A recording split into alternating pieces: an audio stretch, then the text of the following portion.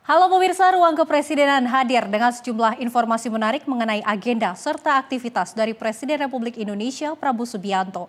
Bersama saya Luis Ayu, inilah Ruang Kepresidenan selengkapnya. Informasi yang pertama pemirsa, Presiden Rusia Vladimir Putin menerima Presiden Republik Indonesia Prabowo Subianto di Istana Kremlin, menandai penguatan hubungan strategis kedua negara. Lawatan ini menjadi momentum penting membahas kerjasama di berbagai bidang dan stabilitas kawasan Indo-Pasifik.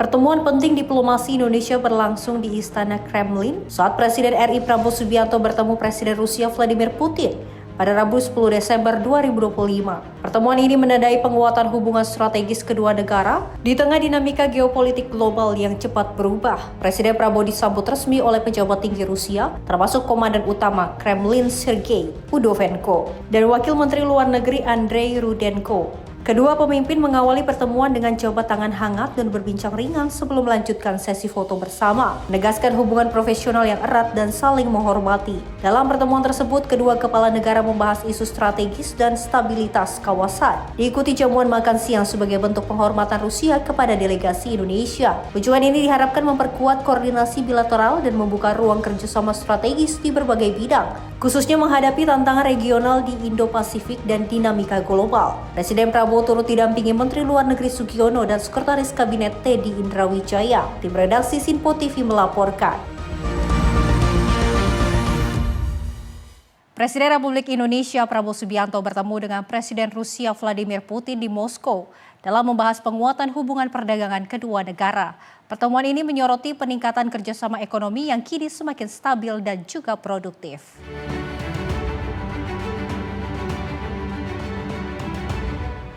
Presiden Indonesia Prabowo Subianto melakukan pertemuan bilateral dengan Presiden Rusia Vladimir Putin di Istana Kremlin, Moskow, Rusia pada 10 Desember 2025. Pertemuan ini fokus pada penguatan perdagangan antara Indonesia dan Rusia yang kini semakin stabil dan meningkat pesat. Dalam kesempatan tersebut, Prabowo menyampaikan apresiasinya atas hubungan bilateral yang sangat baik antara kedua negara. Sementara itu, Putin menekankan bahwa kerjasama ekonomi, khususnya perdagangan, meningkat hingga 17% dalam 9 bulan pertama tahun 2025, seiring peringatan 75 tahun hubungan diplomatik kedua negara. Отношения, повторяю, у нас развиваются очень поступательно. В этом году мы отметили 75-летие установления дипломатических отношений. Активно работают межправкомиссии с обеих сторон. Торгово-экономические связи развиваются хорошим темпом. За первые 9 месяцев текущего года плюс 17%. Selain itu, Prabowo juga menyoroti kunjungan sejumlah tokoh Rusia, baik pemerintah maupun pengusaha ke Jakarta beberapa bulan terakhir. Pertemuan dengan delegasi ini dianggap produktif dan menunjukkan dukungan terhadap hubungan kerjasama yang semakin erat antara Indonesia dan Rusia. Terima kasih. Большое спасибо. Yang saya hormati, Yang Mulia Presiden Putin dan para pimpinan dari pemerintah Rusia, kedatangan saya hanya untuk konsultasi, tetapi sekarang sebetulnya hanya untuk mengucapkan terima kasih karena hubungan antara Rusia dan Indonesia sebetulnya bagi kami sekarang berada di tingkat yang sangat baik. Dalam beberapa bulan ini saya terima di Jakarta delegasi dari tokoh-tokoh Rusia, baik pemerintah maupun tokoh-tokoh pengusaha di Jakarta, dan pembicaraan kami sangat produktif. Tim redaksi Sinpo TV melaporkan. Presiden Republik Indonesia Prabowo Subianto menegaskan bahwa Indonesia dan Pakistan merupakan negara Muslim terbesar di dunia yang moderat dan inklusif. Prabowo pun menekankan pentingnya memperkuat kerjasama kedua negara di berbagai bidang. Dalam pertemuan dengan PM Pakistan Shehbaz Sharif di Islamabad pada Selasa 9 Desember, Presiden Prabowo Subianto menekankan pentingnya hubungan strategis antara Indonesia dan Pakistan. Ia mengatakan bahwa kedua negara memiliki nilai-nilai yang sama, serta kepentingan yang sejalan di berbagai bidang. Kedua negara juga dikenal sebagai negara dengan populasi muslim terbesar di dunia yang moderat dan inklusif. Prabowo menambahkan bahwa hubungan sejarah dan persaudaraan antara Indonesia dan Pakistan sangat erat. Ia berharap kerjasama yang telah terjalin dapat membawa manfaat nyata bagi rakyat kedua negara, baik saat ini maupun di masa depan. Both maybe the biggest Muslim countries in the world, but our Islam is moderate Islam, which promotes inclusivity, tolerance.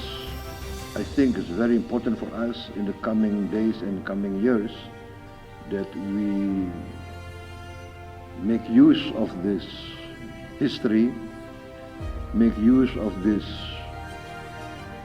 brotherly bond to benefit our people in most fields. We have a very vast need of doctors and dentists, and I'm starting a massive program of education in this field. So your assistance will be very strategic and critical for us. We really appreciate that. Selain itu, Prabowo mengumumkan bahwa Pakistan akan mengirimkan dokter dan tenaga ahli kesehatan lainnya ke Indonesia untuk mendukung sektor kesehatan. Ia juga telah menginstruksikan menteri-menterinya agar kerjasama di bidang kesehatan maupun sektor lain segera direalisasikan. Tim redaksi Sinpo TV melaporkan. Pemirsa, Presiden Prabowo Subianto menempuh perjalanan dari Aceh ke Pakistan dan juga Rusia dalam 6 hari untuk menangani bencana dan agenda diplomasi internasional.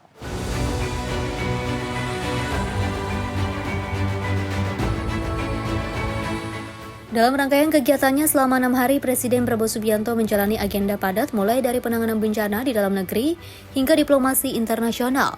Presiden memimpin langsung koordinasi krisis nasional dan perjanjian strategis global tanpa jeda. Di Aceh, Presiden Prabowo memimpin rapat penanggulangan bencana dan meninjau kondisi lapangan. Ia bermalam di Aceh dan mengkoordinasikan lintas kementerian hingga tengah malam sebelum bertolak ke Islamabad, Pakistan pada Selasa 9 Desember 2025. Di Pakistan, Presiden Prabowo bertemu dengan Perdana Menteri Shehbaz Sharif dan juga menyepakati penguatan kerjasama bilateral di berbagai sektor strategis. Sekretaris Kabinet Teddy Indra Wijaya mengungkapkan pertemuan tersebut menekankan kebutuhan mendesak Indonesia terhadap tenaga medis. Kementerian Kesehatan mencatat Indonesia masih kekurangan sekitar 150.000 dokter, termasuk dokter umum, spesialis, dan dokter gigi. Jadi setelah mengunjungi langsung Kabupaten Aceh Biren dan menginap di Banda Aceh beberapa hari lalu, hari ini Bapak Presiden telah selesai melaksanakan kunjungan di Pakistan dan Rusia. Di Islamabad, Bapak Presiden dijemput langsung oleh Presiden dan Perdana Menteri Pakistan, kemudian melaksanakan beberapa pertemuan penting, singkat dan penting. Intinya yang pertama, ada beberapa perjanjian yang disepakati, ada 7 yang ditandatangani. Di bidang kesehatan yang utama, pertanian, perdagangan, ekonomi, riset, sains, dan teknologi. Kemudian yang kedua, Bapak Presiden ingin dengan segera memperbanyak jumlah dokter di Indonesia, karena menurut data Kementerian Kesehatan, Indonesia kekurangan 150.000 dokter umum, spesialis, dan dokter gigi. Dan untuk itu beliau ingin segera membuat puluhan fakultas baru, terutama di setiap provinsi harus ada fakultas kedokteran baru. Dan dalam hal ini Pakistan sepakat untuk mendorong program tersebut. Dari Pakistan, Presiden Prabowo melanjutkan perjalanan ke Moskow, Rusia pada Rabu 10 Desember, dan di Moskow Presiden bertemu dengan Presiden Vladimir Putin selama 3 jam, dan menyepakati kerjasama strategis di bidang pertanian, teknologi, riset, serta transfer teknologi. Kemudian yang kedua, di Rusia, Bapak Presiden bertemu langsung dengan Presiden Vladimir Putin, pertemuan selama 3 jam. Intinya satu, Rusia ingin memperkuat kerjasama dengan Indonesia di bidang pertanian, riset, teknologi, dan pertukaran transfer teknologi. Kemudian yang kedua, ada beberapa kesepakatan yang sangat penting yang diketahui oleh kedua pemimpin. Kemudian pertemuan baru saja selesai dan Bapak Presiden akan langsung kembali ke tanah air penerbangan sekitar 13 jam dan juga akan langsung mengunjungi Aceh untuk ketiga kalinya, serta Sumatera Utara dan Sumatera Barat. Setelah agenda luar negeri, Presiden Prabowo kembali ke Indonesia dan langsung ke Aceh untuk meninjau posko pengungsian, distribusi logistik, layanan kesehatan, serta kesiapsiagaan TNI Polri, BNPB, dan pemerintah daerah. Ini menjadi kunjungan ketiga Presiden ke Aceh dalam penanganan bencana. Tim redaksi Simpo TV melaporkan.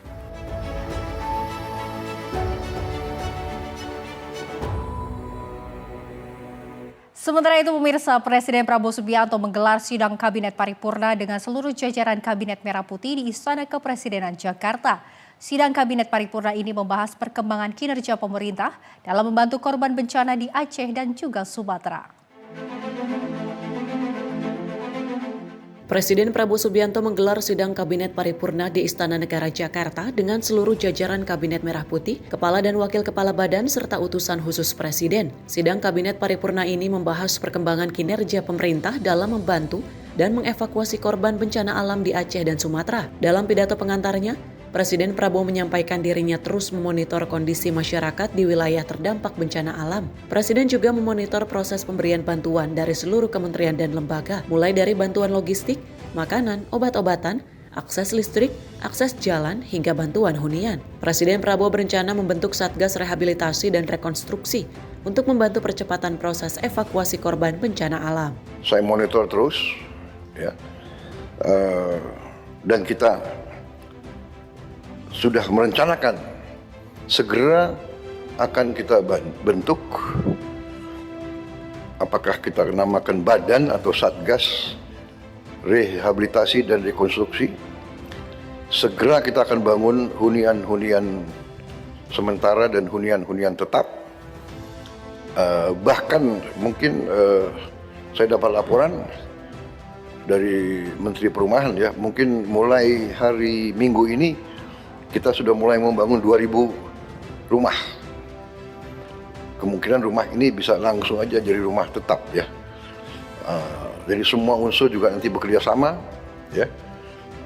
Jangan ada alasan cari lahan dan sebagainya, pakai lahan milik negara yang ada. Kalau perlu PTPN, kalau perlu konsesi-konsesi hutan itu kita pakai semua. Jadi sekarang ini saatnya terus kita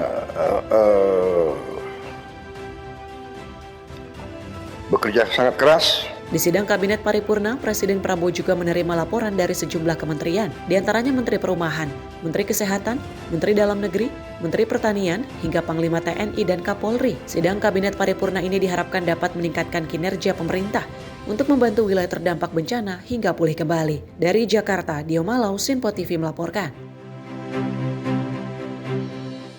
Informasi lainnya pemirsa, Menteri Ketenagakerjaan Yasirli memastikan bahwa rancangan peraturan pemerintah atau RPP tentang pengupahan sudah berada di Istana Negara. Menaker mengatakan saat ini prosesnya tinggal menunggu ditandatangani Presiden Prabowo Subianto sebelum diumumkan.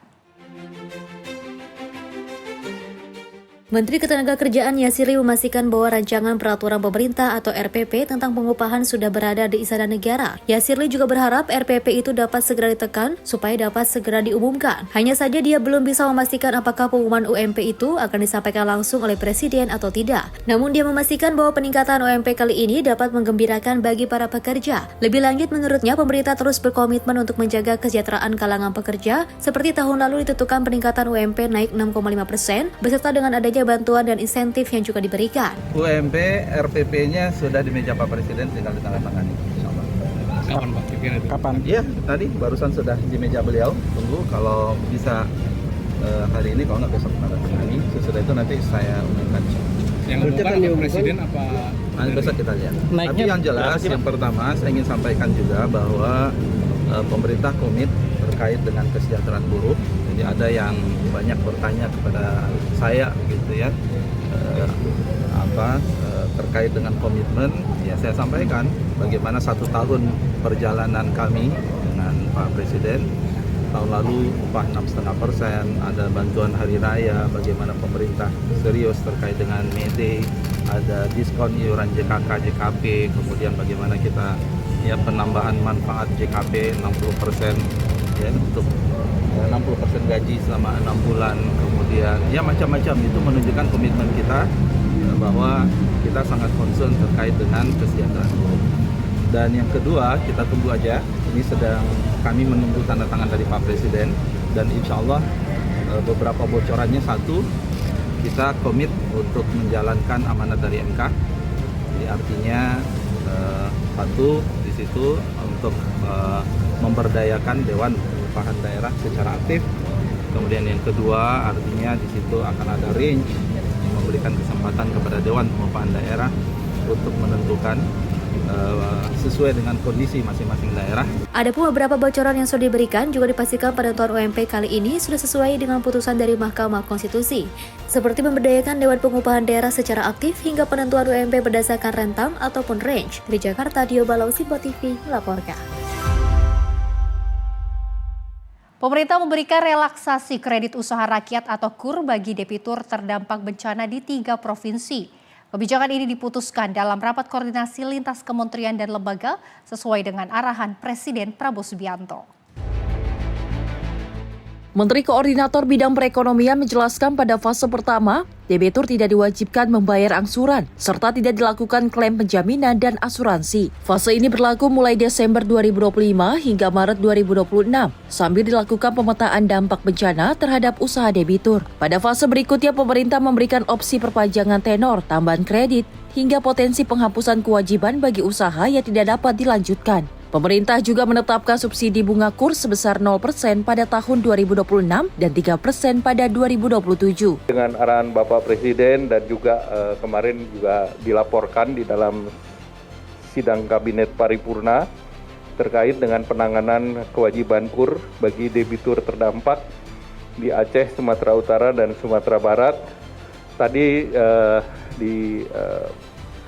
putuskan bahwa OJK telah mengeluarkan POJK yang melanjutkan terkait dengan proses restrukturisasi KUR yang diberikan relaksasi sampai dengan 3 tahun. Kebijakan ini diharapkan menjadi bantalan ekonomi bagi pelaku usaha kecil agar dapat bangkit pasca bencana. Dari Jakarta, Tim Liputan Simpo TV melaporkan. Pemirsa, pemerintah mempercepat pemulihan infrastruktur pasca bencana di Aceh, Sumut, dan Sumbar dengan membangun jembatan darurat. Beberapa jembatan strategis termasuk Tepin Mane dan Dusun 3 Pondok Gudang sudah dapat dilalui kembali.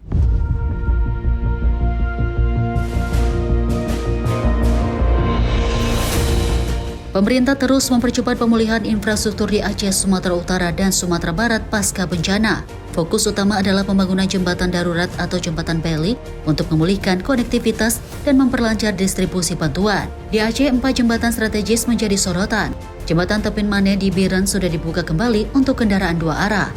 Sementara jembatan Tepin Redep dijadwalkan rampung 18 Desember 2025. Jembatan Kuta Belang dengan konstruksi lebih kompleks diproyeksikan selesai 25 Desember 2025. Sementara di Sumatera Utara, jembatan Dusun 3 Pondok Gudang di Langkat sudah 60% rampung dibangun oleh TNI AD dan warga sipil menggunakan material Armco. Meskipun darurat, jembatan ini sudah dapat dilalui kendaraan roda 4, memulihkan akses vital bagi masyarakat yang sebelumnya terisolasi. Tim redaksi Simpo TV melaporkan.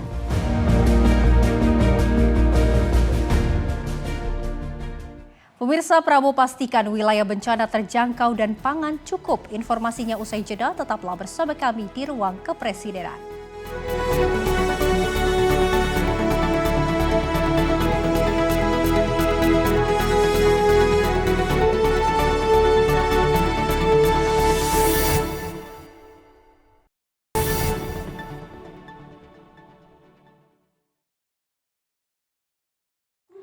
Terima kasih pemirsa, Anda kembali menyaksikan Ruang Kepresidenan. Informasi kami lanjutkan. Presiden Prabowo Subianto mengakhiri peninjauan 2 hari ke wilayah bencana di Aceh dan Sumatera Utara. Pemerintah memastikan akses ke lokasi terjangkau dan stok pangan bagi korban tercukupi. Di Pangkalan Udara Suwondo, Medan, Sumatera Utara pada Sabtu 13 Desember, Menteri Sekretaris Negara Prasetyo Hadi mengatakan bahwa Presiden Prabowo Subianto melakukan peninjauan 2 hari ke wilayah bencana di Aceh dan Sumatera Utara untuk memastikan penanganan berjalan cepat dan melihat langsung progresnya. Selama peninjauan, Prabowo juga menyapa korban bencana untuk memberi dukungan moral. Prasetyo menambahkan kebutuhan dasar seperti pakaian, obat-obatan, dan air bersih bagi para korban sudah terpenuhi. Sementara hampir seluruh rumah sakit yang sempat lumpuh kini mulai berfungsi meski belum optimal. Prasetyo juga mengapresiasi kerja keras semua pihak mulai dari TNI, Polri, BNPB, Basarnas, pemerintah daerah, relawan hingga masyarakat dan perusahaan. Ia juga menyampaikan terima kasih kepada warga Aceh dan Sumatera Utara yang menyambut kunjungan Prabowo dengan hangat serta meminta maaf jika ada hal yang kurang berkenan selama kegiatan tersebut. Semua wilayah sudah bisa terjangkau. Apa yang dibutuhkan oleh masyarakat semua juga kami cek, stok kita mencukupi, kebutuhan pangan mencukupi, termasuk air bersih di Tamiang. Terus-menerus kita lakukan perkuatan. Tim redaksi Simpo TV melaporkan. Presiden Republik Indonesia Prabowo Subianto menegaskan akan menindak tegas pembalakan liar pasca banjir dan longsor di Aceh, Sumatera Utara, dan Sumatera Barat. Kepala negara juga memastikan pemulihan kebutuhan warga terdampak berjalan dengan cepat. Sebagai respon terhadap bencana banjir bandang dan juga longsor yang melanda wilayah Aceh, Sumatera Utara, dan Sumatera Barat, Presiden Prabowo Subianto menegaskan komitmen pemerintah untuk menertibkan berlaku pembalakan liar di Sumatera. Pernyataan ini disampaikan usai meninjau pengungsian di Man1 Langkat pada 13 Desember 2025. Di posko pengungsian Jembatan Aceh Tamiang sehari sebelumnya, Presiden Prabowo Subianto meminta pemerintah daerah untuk meningkatkan kewaspadaan dan memperketat pengawasan aktivitas ilegal yang merusak lingkungan. Kepala negara juga menekankan pentingnya mitigasi bencana agar peristiwa serupa tidak terulang dan menegaskan keseriusan pemerintah menjaga kelestarian alam. Saya mau tertibkan semua itu, ya. Pembalakan liar akan kita tertibkan, sudah kita mulai tertibkan, ya. Keadaan alam, keadaan fisik ada keterlambatan sedikit, tapi saya cek semua ke tempat pengungsi, kondisi mereka baik, pelayanan kepada mereka baik, suplai pangan cukup, luar biasa pekerjaan mereka. Ya pasti masalah listrik ya ada tidak secepat yang kita harapkan karena kondisi fisik dan kondisi-kondisi alam yang masih kita harus atasi. Dari hasil peninjauan, Presiden Prabowo juga menilai posko pengungsian dalam kondisi cukup baik. Kebutuhan dasar warga terutama pangan mulai terpenuhi dan akses wilayah yang sebelumnya terisolasi perlahan terbuka kembali. Presiden menyampaikan terima kasih kepada seluruh jajaran lintas sektor dan petugas lapangan, sekaligus mengingatkan masyarakat bahwa pemulihan infrastruktur memerlukan waktu dan kerja keras. Tim redaksi Simpo TV melaporkan. Pemirsa, Presiden Prabowo Subianto menegaskan pentingnya ketahanan pangan hingga tingkat desa sebagai pelajaran dari berbagai bencana. Kepala negara mendorong pembangunan lumbung pangan berjenjang dari desa hingga nasional, khususnya di Papua. Saat memberikan arahan kepada kepala daerah se-Papua dan unsur KEPP OKP di Istana Negara pada Selasa 16 Desember, Presiden Republik Indonesia Prabowo Subianto menegaskan pentingnya ketahanan pangan berlapis hingga tingkat desa sebagai pelajaran dari berbagai bencana alam yang terjadi di sejumlah wilayah Indonesia. Presiden Prabowo menyinggung bencana di Sumatera Utara, Aceh, dan Sumatera Barat sebagai pengingat bahwa daya tahan suatu wilayah sangat ditentukan oleh ketersediaan pangan ketika akses dan komunikasi terputus. Karena itu, Kepala Negara mendorong pembangunan sistem lumbung pangan secara berjenjang, mulai dari desa, kecamatan, kabupaten, provinsi, hingga nasional dengan dukungan penuh dari pemerintah. Menurut Kepala Negara, ketahanan pangan merupakan fondasi utama keberlangsungan bangsa dan peradaban. Ia juga menaruh perhatian khusus terhadap percepatan pembangunan di Papua yang harus dilakukan secara menyeluruh di semua bidang, dengan ketahanan pangan sebagai pilar utamanya.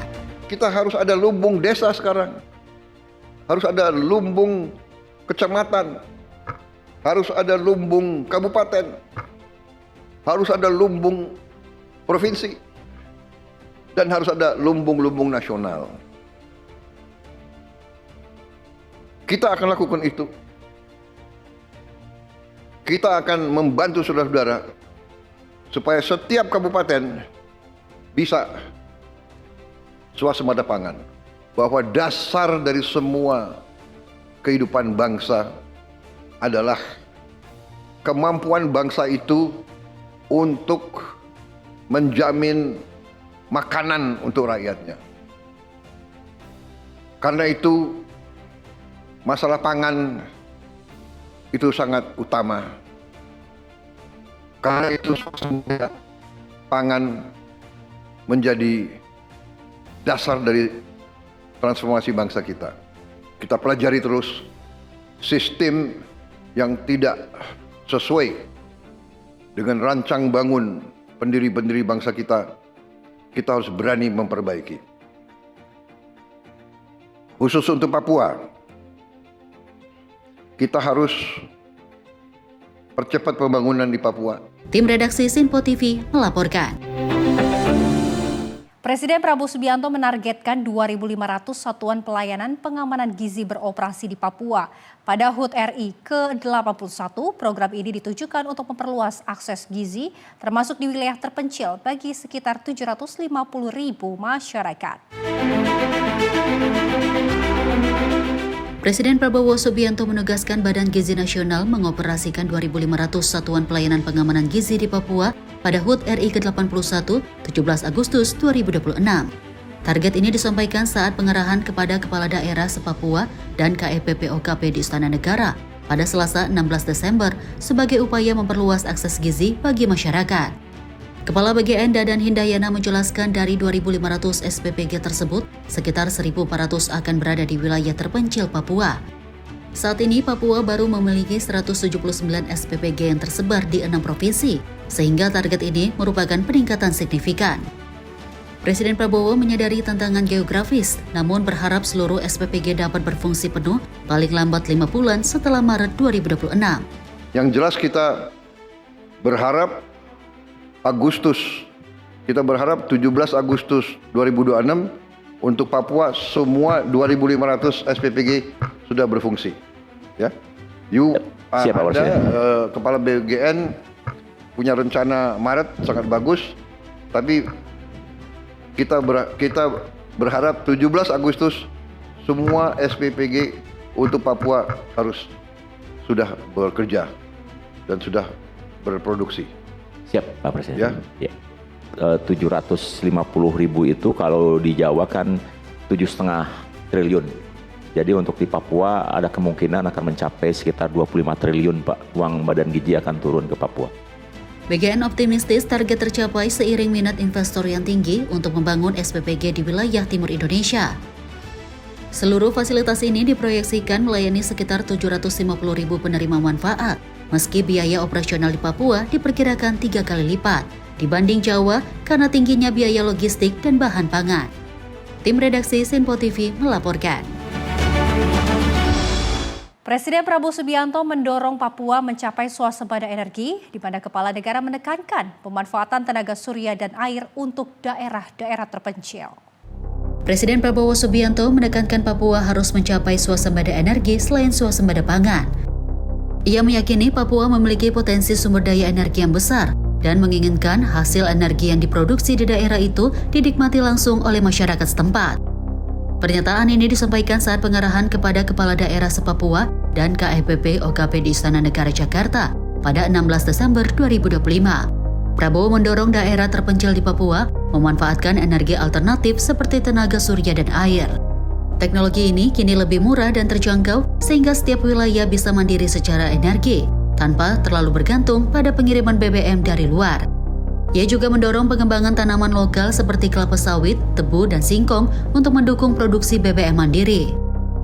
Swasembada pangan dan energi diharapkan bisa menghemat ratusan triliun rupiah dana subsidi dan mengurangi ketergantungan impor BBM yang pada 2025 mencapai 520 triliun. Presiden Prabowo menargetkan dalam 4 hingga 5 tahun ke depan Indonesia bisa berhenti mengimpor bensin, sehingga setiap kabupaten berpotensi memiliki tambahan anggaran hingga 1 triliun rupiah untuk pembangunan daerah. Saya kira Papua punya sumber energi yang sangat baik dan Menteri ESDM juga sudah merancang bahwa daerah-daerah Papua harus menikmati hasil daripada energi yang diproduksi di Papua. Ini semua adalah supaya ada kemandirian tiap daerah. Sehingga kita rencanakan dalam 5 tahun semua daerah bisa berdiri di atas kakinya sendiri. Bayangkan, kalau kita bisa potong setengah berarti ada 250 triliun. Apalagi kita bisa potong 500 triliun. 500 triliun itu berarti tiap kabupaten bisa punya, kemungkinan bisa punya 1 triliun. Kita harapkan dalam 4 tahun kita juga bisa tidak import bensin dari luar. Tim redaksi Sinpo TV melaporkan. Pemirsa, informasi lainnya di mana pemerintah meluncurkan kanal pengaduan yaitu Satgas Percepatan Program Strategis Pemerintah atau Satgas P2SP. Kanal ini ditujukan untuk menampung kendala dan hambatan yang dihadapi pelaku usaha. Seluruh laporan akan ditindaklanjuti secara terkoordinasi oleh kementerian dan juga lembaga terkait. Kanal pengaduan P2SP dapat diakses selama 24 jam melalui laman lapor.satgaspb2sp.go.id. Pemerintah menegaskan setiap aduan akan dibahas dalam forum rutin mingguan Satgas. Satgas P2SP memiliki 3 kelompok kerja, yaitu monitoring realisasi anggaran, debottlenecking usaha, dan penyelesaian regulasi. Hingga pertengahan Desember, realisasi anggaran program strategis telah mencapai lebih dari 1.200 triliun rupiah. Kementerian Keuangan menyatakan siap menindaklanjuti laporan terkait perpajakan, kepabeanan, serta dukungan anggaran pasca bencana. Kehadiran kanal P2SP adalah bentuk nyata perhatian pemerintah dalam mendampingi dunia usaha. Selain itu, kanal ini menjadi instrumen nasional yang mendukung pertumbuhan ekonomi, peningkatan investasi, dan penciptaan lapangan kerja. Keuangan tentu sebagai bagian dari Satgas P2SP, kita akan connect dengan yang kebutuhan pajak, yang kebutuhannya kepabeanan dan cukai. Jadi laporan yang masuk yang nanti lewat kanal ini akan ditindaklanjuti kalau ada yang terkait dengan insentif perpajakan, tentang aturan perpajakan akan jadi masukan kita dan kita diskusikan di dalam Satgas ini. Khususnya itu untuk yang Pokja 2. Kalau yang Pokja 1 soal realisasi anggaran biasanya kan kita memang menyampaikan setiap bulan.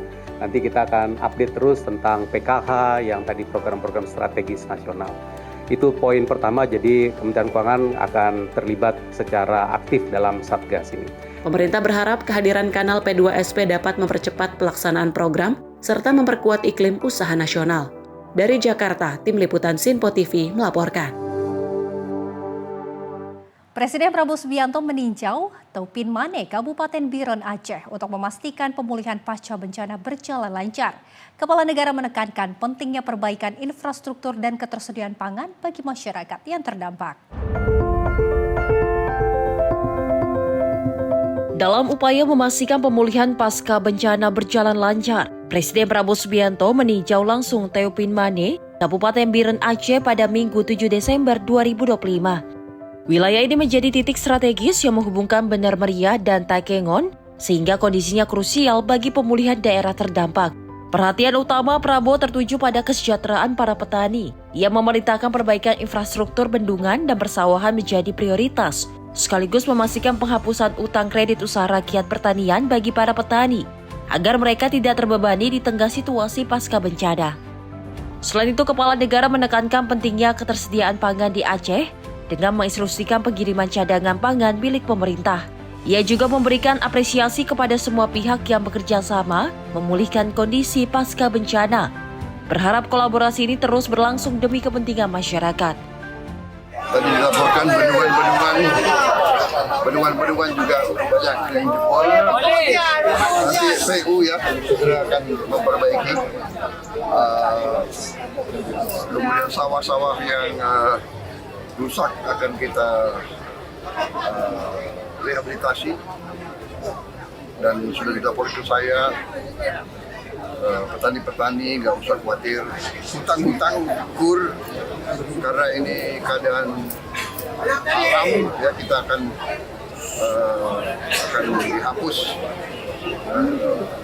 Jadi petani nggak usah khawatir, tidak bisa kembali ke hutang, karena ini bukan kelalaian tapi keadaan terpaksa. force maju. Jadi kalau sawahnya rusak, mereka akan bantu memperbaiki. Prioritas kami juga sementara belum sepenuh, pangan akan kita kirim dari tempat lain. Cadangan nasional cukup banyak. Saya lihat kondisi kerja semua instansi baik, bahu-membahu sama rakyat, sama pemerintah daerah, polisi, tentara semua bekerja. Tim redaksi Simpo TV melaporkan. Menteri Sekretaris Negara Prasetyo Hadi meninjau posko utama pengiriman bantuan logistik di Lanut Halim Perdana Kusuma, Jakarta Timur. Kunjungan ini dilakukan untuk memastikan distribusi bantuan bagi korban banjir di Sumatera berjalan dengan lancar. Pemerintah terus mempercepat distribusi bantuan bagi korban banjir di Sumatera. Pada Rabu 10 Desember, Menteri Sekretaris Negara Prasetyo Hadi meninjau Pangkalan Udara Halim Perdana Kusuma, Jakarta Timur, yang menjadi posko utama pengiriman logistik untuk Sumatera Utara, Sumatera Barat, dan Aceh. Dari posko ini seluruh bantuan dikonsolidasikan, dikemas dan dikirim melalui armada udara karena akses darat ke wilayah terdampak terputus. Dalam kunjungannya, Prasetyo mengecek kesiapan stok dan menanyakan kendala distribusi langsung kepada petugas posko. Ia juga memastikan permintaan darurat dari lapangan dapat dipenuhi segera, termasuk kebutuhan pangan, logistik medis, peralatan kebersihan, serta bantuan khusus untuk anak-anak dan lansia.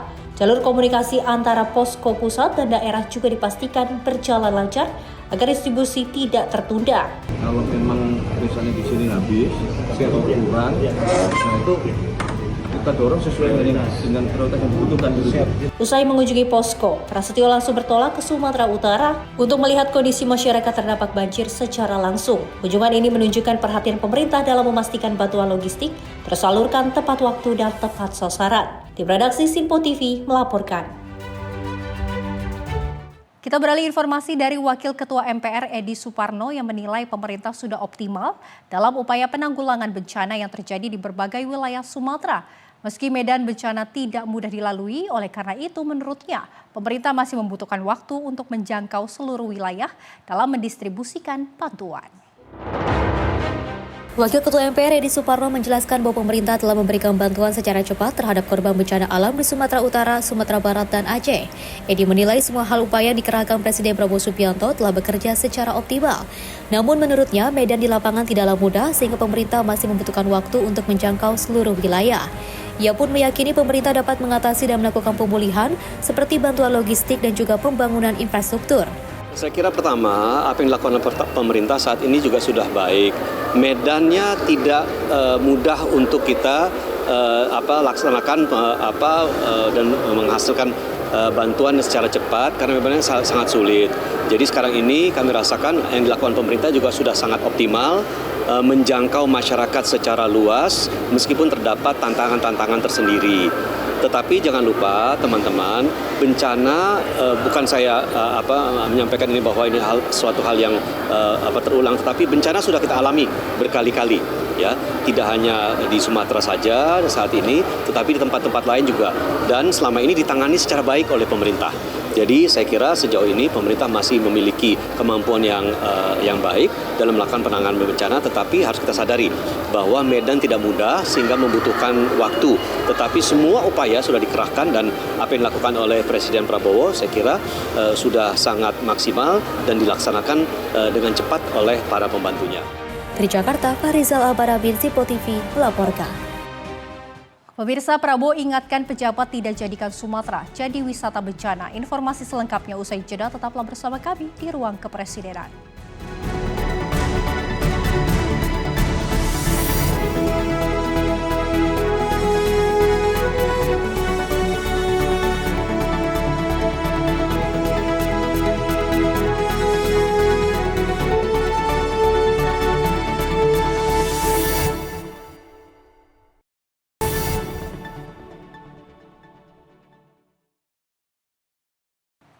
Terima kasih pemirsa, Anda kembali menyaksikan Ruang Kepresidenan. Informasi kami lanjutkan. Presiden Prabowo Subianto menegaskan jangan sampai ada budaya wisata bencana saat menyinggung terkait adanya pejabat dan para tokoh yang datang ke lokasi bencana hanya untuk mengabadikan momen dan juga mengambil foto. Prabowo meminta agar para pejabat yang datang ke lokasi bencana benar-benar membantu korban dan mengatasi kendala di lapangan.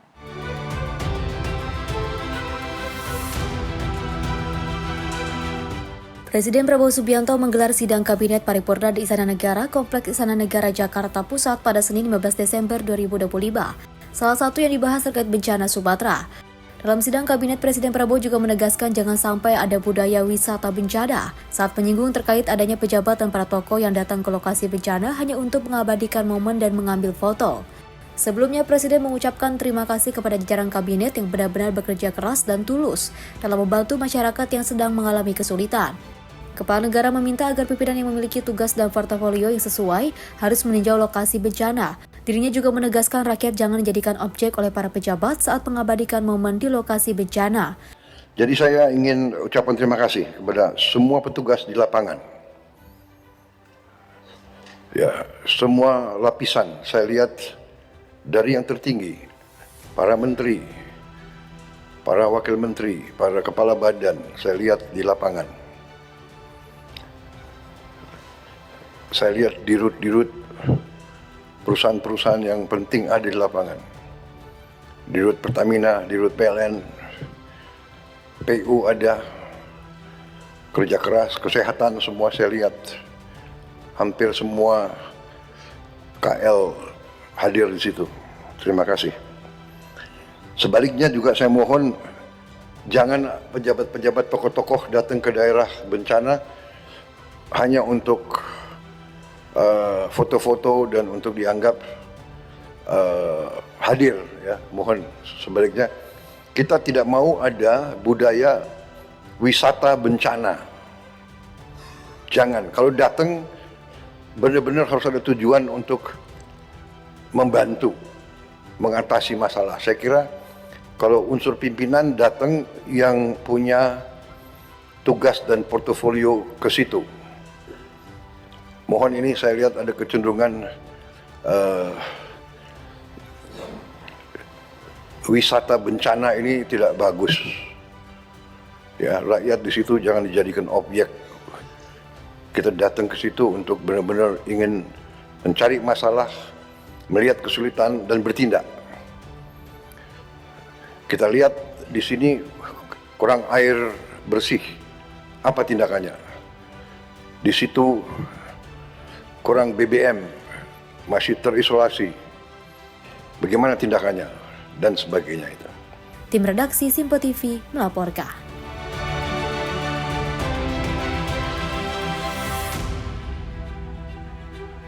Presiden Republik Indonesia Prabowo Subianto menjenguk korban insiden tabrakan supir mobil Satuan Pelayanan Pemenuhan Gizi di Rumah Sakit Umum Daerah Koja, Jakarta pada Selasa 16 Desember 2025. Prabowo menuju ruangan perawatan untuk melihat kondisi para korban yang dirawat di RS tersebut dan juga menyapa pihak rumah sakit serta warga dan juga anak-anak di lokasi rumah sakit. Baik-baik kamu ya. Ya. Berani ya.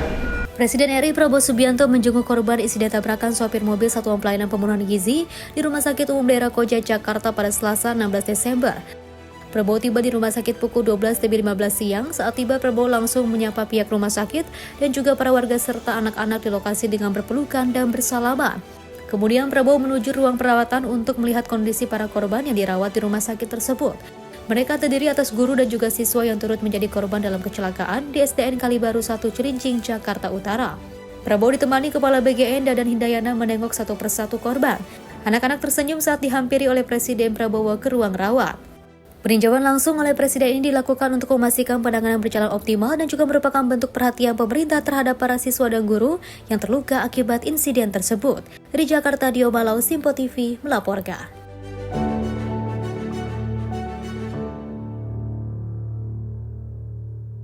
Pemirsa, Kementerian Kesehatan menambah tenaga medis di Aceh Utara untuk menangani warga terdampak banjir. Penugasan ini dilakukan atas perintah Presiden Prabowo guna mempercepat pemulihan kesehatan masyarakat.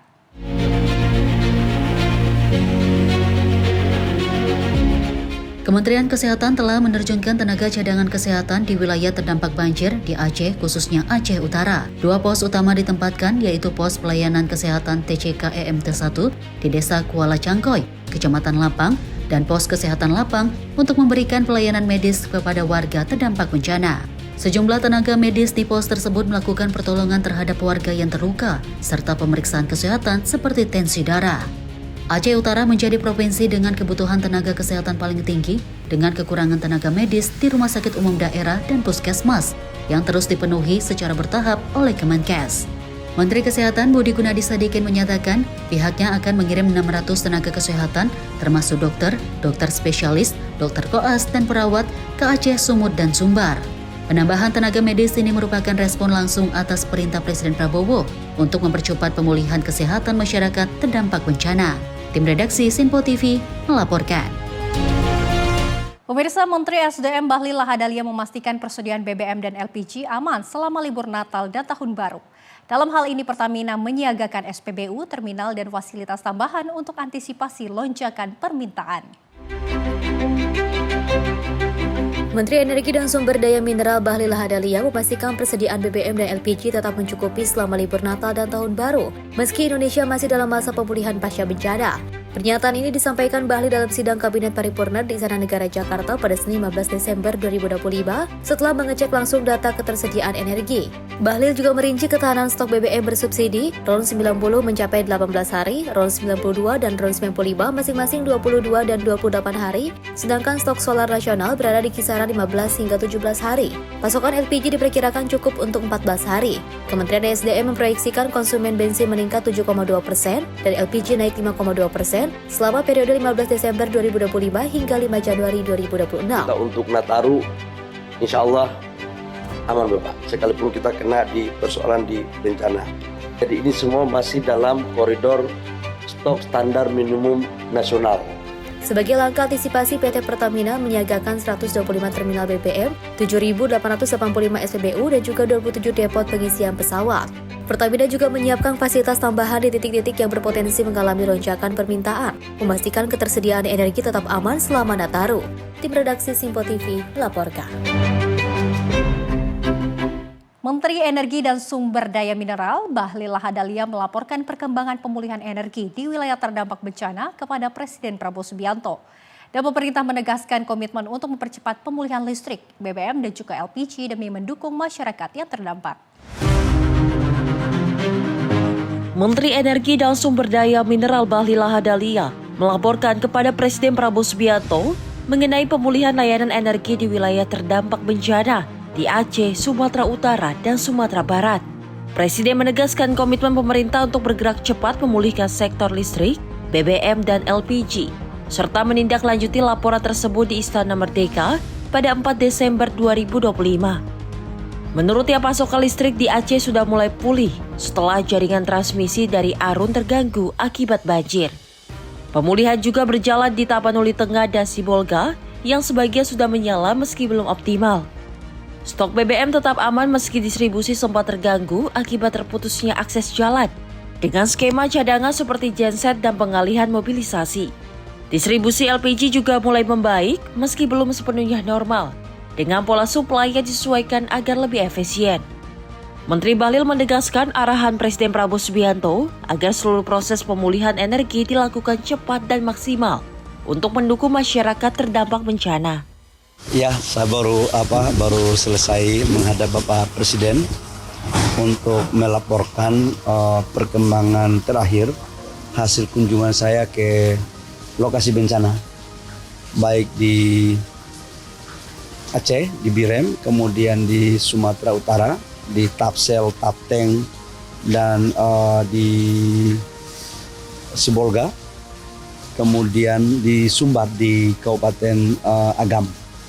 Dan saya melaporkan bahwa urusan listrik untuk di Aceh, untuk mengcover Banda Aceh, Birem, dan beberapa tempat lain dari Arun, 200 MW LTG kita yang mati karena sutetnya kena banjir.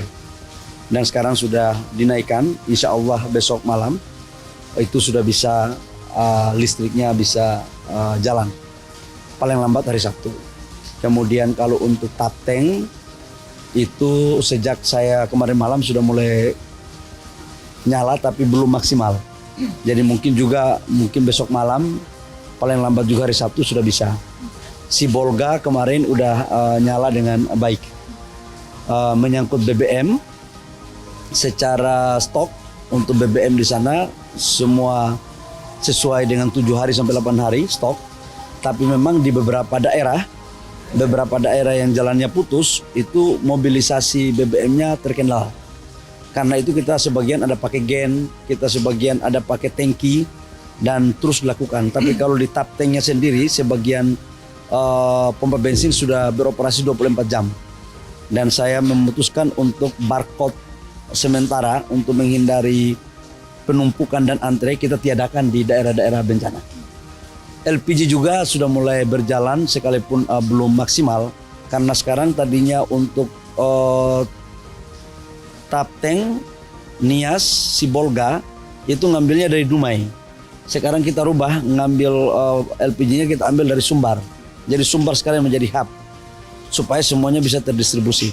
Insya Allah kalau cuacanya baik Jumat Sabtu semua sudah bisa lebih membaik. Sekarang untuk minyak BBM, tadi saya telepon Pak Bupatinya, Pak Masinton, itu sudah 60% normal. Saya akan tadi malam baru pulang dari sana. Pak, dari hasil yang listrik itu Anda Kamil juga berarti? Kamil kan kebutuhan listrik? Iya, sebagian, nanti saya cek ya. Ini kemarin saya dari Birem ya. Tamiang itu kabupaten apa ya? Coba saya cek. Tapi kalau itu sudah jalan yang Sutet yang 5 ini itu kan mengcover 600.000 rumah. Insya Allah itu juga bisa kalau sudah tercover masuk. Memang sekarang ada lagi sebagian yang Sutet kita jatuh lagi dan tim SDM dan PLN jalan terus. Pak, respon dari Pak Presiden apa? Responnya dari Pak Presiden? Bahwa kehadiran kami di sana kan atas perintah Bapak Presiden. Dan kami terus melaporkan perkembangan dan Bapak Presiden menyampaikan ikuti terus, harus dipastikan, diyakinkan bahwa percepatan harus dilakukan. Semuanya harus dipakai agar bisa melayani rakyat dengan baik. Tim redaksi Simpo TV melaporkan. Pemerintah akan melakukan evaluasi regulasi peraturan mulai dari sektor lingkungan hidup hingga perbaikan tata kelola. Hal ini dilakukan guna mencegah bencana serupa agar tidak terulang kembali. Jampitsus Kejaksaan Agung Febri Adriansyah mengatakan bahwa pemerintah akan melakukan evaluasi regulasi, peraturan sektor lingkungan hidup, kehutanan, tata ruang wilayah, energi dan sumber daya alam, termasuk perbaikan keseluruhan tata kelola. Menurutnya, apabila regulasi dan tata kelola diperbaiki, akan mencegah kejadian bencana terulang kembali. Ia menegaskan Satgas PKH akan terus bekerja secara optimal dalam melakukan penertiban kawasan hutan. Guna mencegah kejadian bencana berulang kembali, pemerintah akan melakukan evaluasi regulasi peraturan di sektor lingkungan hidup, kehutanan, tata ruang wilayah, energi dan sumber daya alam, termasuk perbaikan keseluruhan tata kelola, sehingga keberadaan Satgas PKH memang di Perpresnya memang untuk penertiban kawasan hutan, ini akan kita optimalkan dengan secepat mungkin, melakukan perbaikan juga tata kelola selain dengan proses penindakan secara pidana, dengan harapan apabila regulasi dan tata kelola diperbaiki, ini mudah-mudahan tidak akan berulang kembali seperti bencana yang kita saksikan. Tim redaksi Simpo TV melaporkan. Dan pemirsa, informasi tadi sekaligus menutup perjumpaan kita pada Ruang Kepresidenan kali ini. Saya Luis Ayu mewakili kerabat kerja yang bertugas pamit undur diri. Terima kasih atas kebersamaan Anda. Sampai jumpa.